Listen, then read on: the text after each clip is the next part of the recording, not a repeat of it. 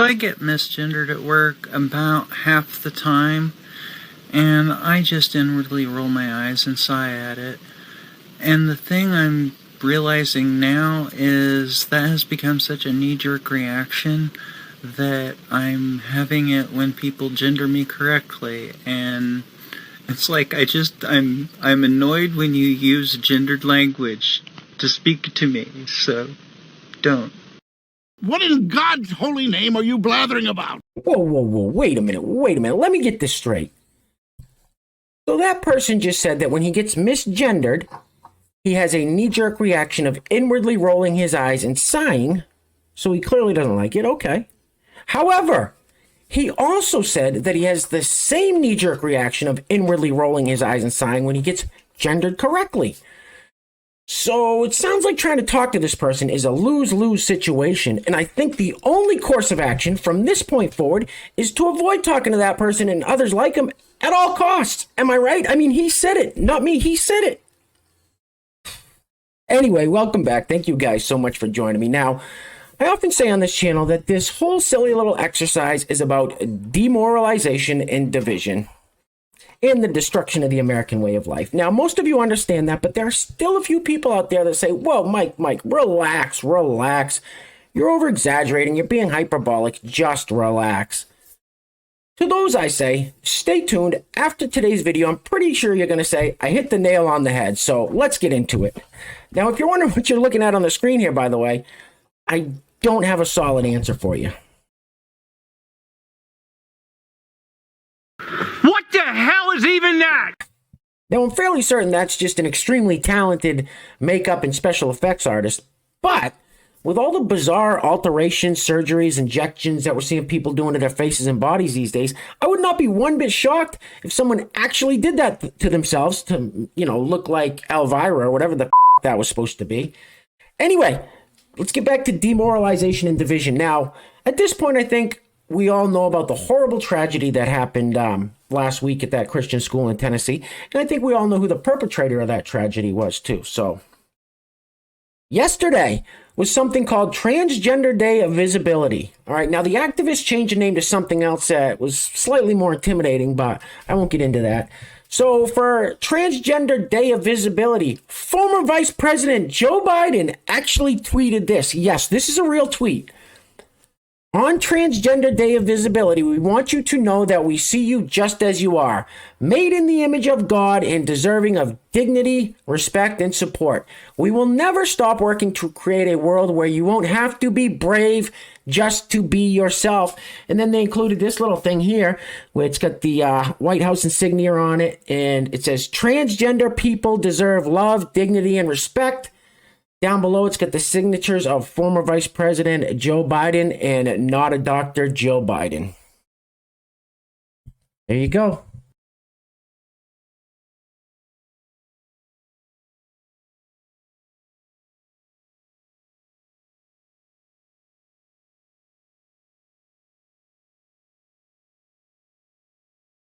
Oh, you gotta be f***ing kidding me. Yeah, I wish I was kidding, but I'm not. And on that same day, former Vice President Joe Biden tweeted this. Transgender people are some of the bravest Americans I know. But no person should have to be brave just to live in safety and dignity. Today, on Transgender Day of Visibility, I renew my commitment to building a healthy, safe, free, and just future for trans people everywhere. And then you see he's got this thing.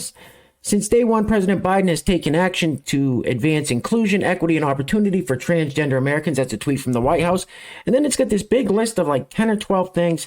President Biden's actions to strengthen protections for trans people. Now, it almost seems like they're going a little overboard here, aren't they? But it went a little further than that. Here's former Vice President Joe Biden's publicist, the diversity hire, Karine Jean-Pierre, later that day. And one of the things that we saw during the midterm elections is that people don't want their freedoms to be taken. They want us to fight for their freedoms. And so it is shameful, it is disturbing, and our hearts go out to the trans community as they are under attack right now. But Hey, lady, shut up! So for the past couple of days, former Vice President Joe Biden's Twitter page has just been pushing and pushing and pushing this whole trans agenda right down our throats with Trans Day of Visibility, protect trans rights, protect trans youth, blah, blah, blah. Blah, blah, blah, blah, blah, blah. Now, we all know that Joe Biden has no control over his own Twitter account. This guy doesn't even know where he is most of the time. You think they're going to let him tweet anything? And just to prove my point, here's former VP Joe Biden in Rolling Fork, Mississippi, and he can't even get that part right. Roll the film, please. The town of Rolling Stone will be back, and we'll be with you every step of the way. And what did I say? I said Rolling Fork, Rolling Stone. I got my mind going here. You are a fucking moron. Now, I saw this tweet this morning from the former vice president's Twitter account, and I thought this is either an April Fool's joke, someone's trolling, or maybe Joe Biden did actually get a hold of his Twitter account for 1 second, sent this tweet out and screwed it up, just like he does everything else. But isn't it just amazing that in the past week, they haven't tweeted anything out about the tragedy in Tennessee, the victims of that tragedy. It's all been about, like I said, the Trans Day of Visibility, trans rights. And then this one today for the LPD. Come on. LGBTQ2 plus. Isn't that exactly what I just said? Oh, well, potato, I guess, right? Anyway, so they didn't feel like tweeting about the victims of the school in Tennessee. They didn't feel like tweeting prayers out to the victims' families in Tennessee. The people who run former Vice President Joe Biden's Twitter account felt like tweeting this today. It's time for Congress to secure protections for the LGBTQI plus Americans once and for all by passing the Equality Act. No one should ever face discrimination or live in fear because of who they are or who they want to excuse me, who they are or whom they love. Okay.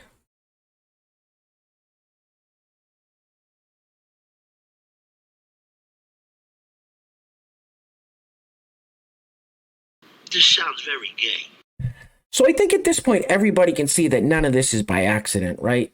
They didn't send those tweets out on former Vice President Joe Biden's Twitter account a week after that tragedy happened in Tennessee by accident. And for the people that still want to make excuses for them and say, well, maybe they just don't have any self-awareness. They just completely lack self-awareness. No, that's not the case. They know what they're doing. It's deliberate.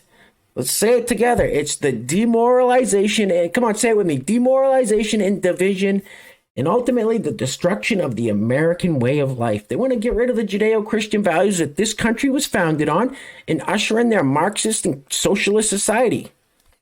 That's it. Anyway, it's people like this person right here that are part of what's causing a huge rift between two sides. When somebody talks to me like this and says this stuff to me, it doesn't make me very happy and welcoming.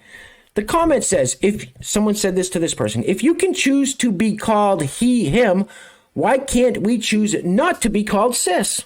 Okay, valid point. Roll the film. Why can I choose my pronouns, but you can't choose not to be called cis? For the same reason white people can't use the N-word. You can. You'll just be called a racist for being a racist. Those are called consequences. Cis is not an identity, it's a descriptor, it's an adjective, just like transphobic or racist. And look, you cannot identify as racist if you want, but that doesn't mean that black people aren't going to call you racist if you're white and use the N-word. And you cannot identify as transphobic if you want, but if you reject the term cis as a cis person like this, trans people are going to call you transphobic.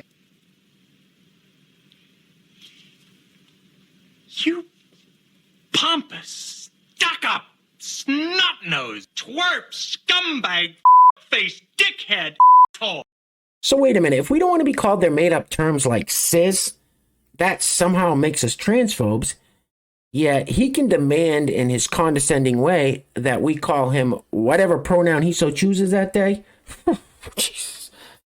Oh boy, this isn't good. This isn't good. Anyway, before we go any further, I got to give a huge shout out to the sponsor of today's video. First time sponsor. Today's video is being brought to us by Daniel Walker. Daniel, thank you so much, sir. I really appreciate the kind words and support. You guys are keeping this ship afloat as the YouTube's overlords are still trying to sink us. I know, big shocker, right? So thank you, Daniel Walker, for sponsoring today's video. Now, if you'd like to sponsor the next video and help support the channel, there is a PayPal link in the description box below, and I will say your full name as a sponsor of said video unless stated otherwise by you. Now, Nancy Pelosi tweeted this out the other day. This is frightening, and this has to do with President Trump's indictment. So Nancy Pelosi, responding to President Trump's indictment, says the grand jury. Now remember, Nancy Pelosi was third in line for the president when she was the Speaker of the House. If something happened to former VP Joe and then Chlamydia Harris, Nancy Pelosi would be in charge. Nancy Pelosi tweets, the grand jury has acted upon the facts and the law. No one is above the law, and everyone has the right to a trial to prove innocence. Hopefully, the former president will peacefully respect the system which grants him that right. As somebody who's third in line for the president, or who was third in line for the president, she should probably know that we're innocent until proven guilty by the government. We don't have to prove our innocence to the government. Good.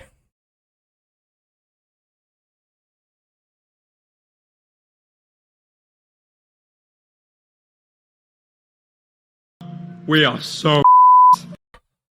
Yeah, I think the United States and a few other countries are in for some troubled times ahead, to put it gently. Anyway, so I think I've done a pretty good job at proving my point that all of this is deliberate. None of this is by accident. And like I said, most of you guys already knew that anyway. And even Dylan, our old pal Dylan, this is deliberate. Dylan's not an accident. It's not an accident that Dylan went to the White House to speak to former Vice President Joe Biden. It's not an accident that Vice President Chlamydia Harris sent Dylan a letter congratulating him on his 365 days of girlhood. None of that's an accident. We all know what it is. I won't say it again. Anyway, guys, things are clearly getting crazy out there, so please take care of yourselves. Take care of each other. Till next time, love you guys. Peace. Roll it. Ugh. Dylan does Denmark. I'm here with Ulla Henriksen to do the famous Scandinavian cold plunge. I'm going into the water. Ready?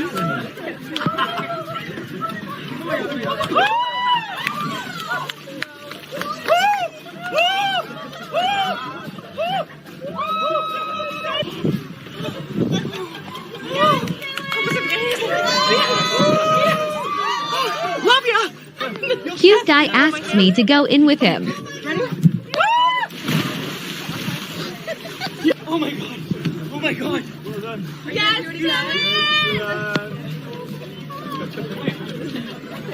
I'm not well. I'm not well. I love Denmark. Stop being a girly man. I'll lead an effective strategy to mobilize true international effort to pressure. True international effort to pressure. True international effort to pressure.